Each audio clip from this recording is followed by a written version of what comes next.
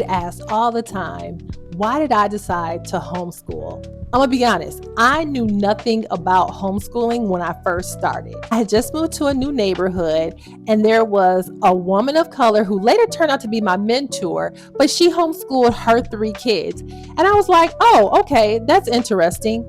And a little strange, but you all know God has a way of using what seems foolish to confound the wise. At that time, my oldest son, who was 3 years old, wasn't talking a lot. I mean, he would say little words here and there, but you really had to pull them out of him. So I decided to have him evaluated. They ended up diagnosing him with a speech delay. I put him in speech therapy, and he also went to this little preschool program. Midway through this little school year, I sat down with the teachers and the speech pathologist, and they began to tell me some things that I just did not want to hear. They told me that my son not only had a speech delay, but they believed that he had a learning disability. They began to explain all these classroom modifications that he would need and these labels that they were going to put on my son. Needless to say, my heart completely broke into pieces.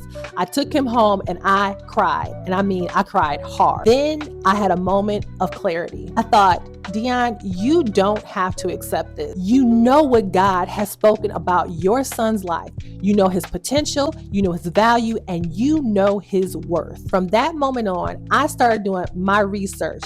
I talked to my neighbor, I talked to other people who homeschooled, and more than anything, I prayed, and I prayed hard. I ended up homeschooling him for 13 years. So fast forward his junior year, I decided to put him into high school, and he earned all A's and B's his junior and senior year, graduated, and was accepted to Webster University. Here's a lesson. Education is not defined by a building, and no institution knows your child better than you. Now, homeschooling isn't for everyone, and that's okay. But do your research. Talk to people in the homeschool community, and above all things, pray about your decision, because sometimes the path that you never planned can be the plan that can change your life forever.